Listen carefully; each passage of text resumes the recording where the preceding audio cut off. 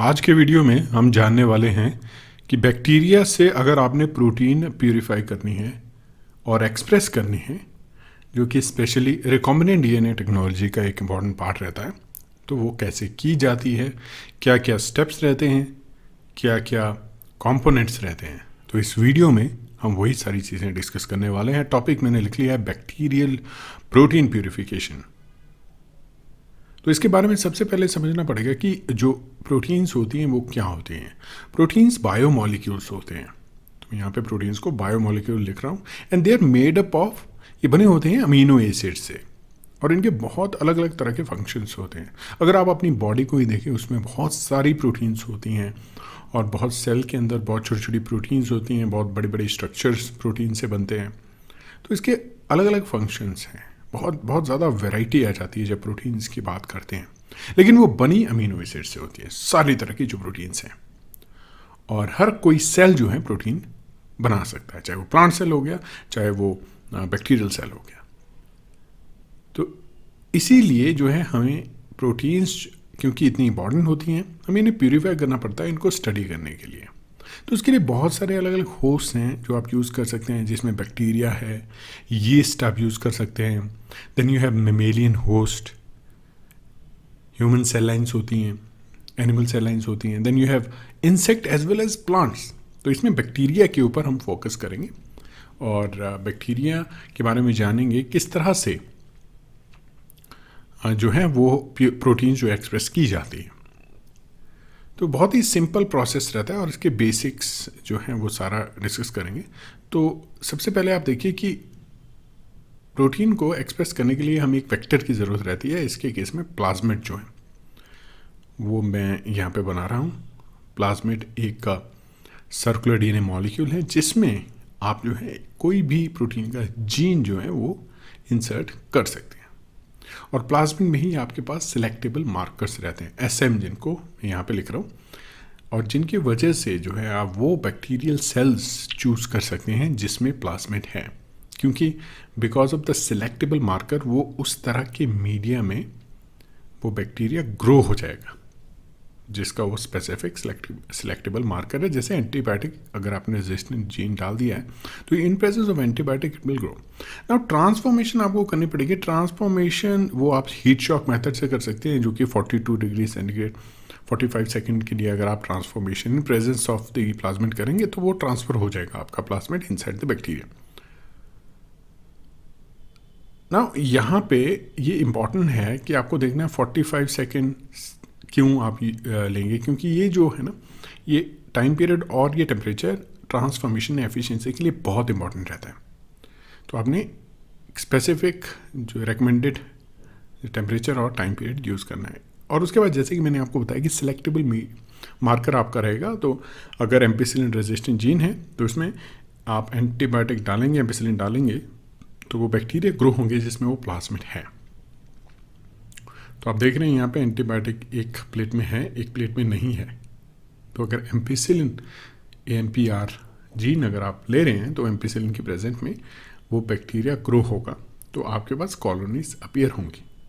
अब दूसरी जो मैंने प्लेट बनाई है, देखिए कॉलोनी बनाने की कोशिश कर रहा हूँ जिसमें स्पॉट्स में दिखा रहा हूँ। दूसरी जो प्लेट होगी उसमें वो बैक्टीरिया भी ग्रो होंगे जिसमें एम्पिसिलिन नहीं इनकॉर्पोरेट है। तो आपके पास ओवर ग्रोन हो जाएगी वो प्लेट, बहुत सारे बैक्टीरिया आ जाएंगे।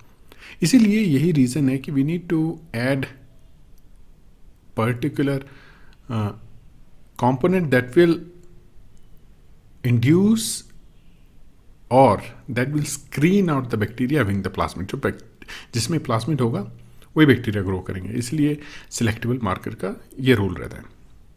और जो है अगर क्लोनिंग करेंगे, क्लोनिंग के केस में आपके पास ब्लू वाइट स्क्रीनिंग आप कर सकते हैं। तो उसके लिए अगर आपने वो वीडियो देखना है, मैंने एक वीडियो बनाया जिसमें मैं ब्लू वाइट स्क्रीनिंग की बात करता हूँ, तो वो भी आप देख सकते हैं। बट एक्सप्रेशन वेक्टर के केस में आपके पास ब्लू वाइट स्क्रीनिंग नहीं रहेगी, तो ये बात आपको ध्यान रखनी है। जैसे पेट वेक्टर आप यूज़ कर रहे हैं तो इसमें आपका रोल है कि प्रोटीन एक्सप्रेस करना है। नेक्स्ट आपके पास आ जाता है कि प्रोटीन को आपने प्यूरिफाई करना है तो आपको लार्ज ग्रोथ होनी चाहिए। 1000 लीटर जो है वो आप यूज़ कर सकते हैं। 1000 ml लैब में अगर आपने यूज़ करना है, अगर आप बहुत बड़ा बैच कर रहे हैं तो 1000 लीटर में भी आप कर सकते हैं, बहुत बड़े बड़े फर्मेंटर यूज़ होते हैं। आईपीडी बेस्ड इंडक्शन आप कर सकते हैं। फिर प्लाज्मिड जो क्या करेगा, that will produce the protein.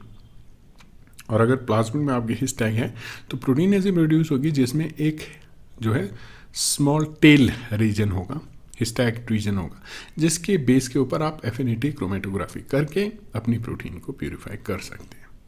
तो आपके पास आफ्टर निकल कॉलम, हिस्टैग के साथ आपके पास निकल कॉलम होना जरूरी है, उसके साथ आप प्यूरिफाई करेंगे तो आपके पास प्योर प्रोटीन आएगी। और वो आप चेक कर सकते हैं वाया एसडीएस पेज है। आपको डायरेक्टली एसडीएस पेज रन करना है, आपकी प्योर प्रोटीन वो जेल में आपको दिख जाएगी। तो इस प्रोसेस से जो है, इस कंप्लीट प्रोसेस से आप एक पर्टिकुलर प्रोटीन को प्यूरिफाई कर सकते हैं। अब थोड़ा सा इसको फिर से रिविजिट करते हैं कि इसमें हमने क्या क्या जाना, कौन कौन सी ऐसी चीज़ें थी जो इम्पोर्टेंट थी। और ये तो ओवरव्यू आपको बहुत शॉर्ट वे में मैंने समझाया। मैं काफ़ी वीडियोस जो है इन अलग अलग कंपोनेंट्स पे बना चुका हूँ। हिस्टैग पे ही एक सेपरेट वीडियो बना चुका हूँ, कब यूज़ करना है कब नहीं यूज़ करना है वो उसमें बताया मैंने। तो देखिए इस वीडियो में सबसे पहले हमने प्रोटीन्स के बारे में जाना, फिर हमने देखा कि बहुत सारे होस्ट होते हैं। अब बैक्टीरिया ही क्यों यूज़ करेंगे, बैक्टीरिया से ही यूज़ करते हैं क्योंकि एक तो फास्ट ग्रोइंग है और एथिकल इशू नहीं है। तीसरा आपके पास अगर इकोलाई यूज़ कर रहे हैं तो बायोसेफ्टी 1 आपका आ जाता है, लेकिन अगर आप mammalian cell culture, cancer cell lines use कर रहे हैं उसमें बायोसेफ्टी 2 का इशू आ जाता है। नेक्स्ट बैक्टीरिया केस में आपको एक एडवांटेज है कि फास्ट ग्रोइंग है तो यील्ड आपका ज़्यादा आ जाती है और सिंपल सिस्टम है, बहुत ही सिंपल मीडिया कॉम्पोनेंट्स में ग्रो हो सकते हैं और उसके बहुत सारे प्लाज्मिड्स भी इजीली अवेलेबल हो जाते हैं। तो हमने देखा कि इसके केस में प्लाज्मिड में आपके पास सबसे पहले जीन आपको इंसर्ट करना पड़ेगा। तो क्लोनिंग के बारे में यहाँ पे नहीं बता रहा हूँ मैं। क्लोनिंग के लिए आपको जो है अलग वीडियो जो है देखना पड़ेगा जिसमें मैंने डिटेल में समझाया हो कि क्लोनिंग किस तरह से होती है और क्या क्या स्टेप्स रहते हैं। तो अगर आपके पास ऐसा प्लाज्मिड है जिसमें आपका YGOI, इसमें शॉर्ट मैंने ये लिखने की कोशिश की है, योर जीन ऑफ इंटरेस्ट। अगर आपका gene of interest already plasmid में है, आपने क्लोन किया है, आपको सिंपली उसको ट्रांसफॉर्म करना है। ट्रांसफॉर्म करने के लिए मैंने आपको हीट शॉक मेथड कहा, इसमें कॉम्पिटेंट सेल फॉर्मेशन का भी स्टेप जो है वो इंपॉर्टेंट है, जिसमें कॉम्पिटेंट सेल आप बनाएंगे। तो बैक्टीरियल सेल सिंपली आप ट्रांसफॉर्म नहीं कर सकते, आपको कॉम्पिटेंट सेल्स बनाने पड़ेंगे। तो अगर आप केमिकल मेथड से बनाना चाहते हैं तो वो इजी मेथड है, उसके साथ आप बनाएंगे और then you do the transformation after. जो है अगर आपके पास एक ऐसा मीडिया है जिसमें आप स्क्रीन कर सकते हैं, प्लाज्मिड में आपके पास एम्पिसिलिन रेजिस्टेंट जीन है, तो आप सिंपल एक मीडिया बनाइए जिसमें एम्पिसिलिन डाल दीजिए। आप देखिए कॉलोनीज आ रही हैं, तो आपकी कॉलोनीज जो है मोस्ट लाइकली उनके अंदर जो है वो प्लाज्मिड है और उनको डायरेक्टली आप यूज़ करें प्रोटीन प्यूरिफिकेशन के लिए। अगर आपको चेक करना है तो आप यहाँ पे कॉलोनी PCR भी कर सकते हैं। नेक्स्ट, अगर आपने डायरेक्टली जो है प्रोटीन को प्यूरिफाई करना है, लार्ज बैच लगाइए। अब लैब में काम कर रहे हैं तो 1000 लीटर तो बहुत ज़्यादा हो जाएगा, 1000 ml से आप अपना काम चलाइए, बड़ा बैच लगाइए।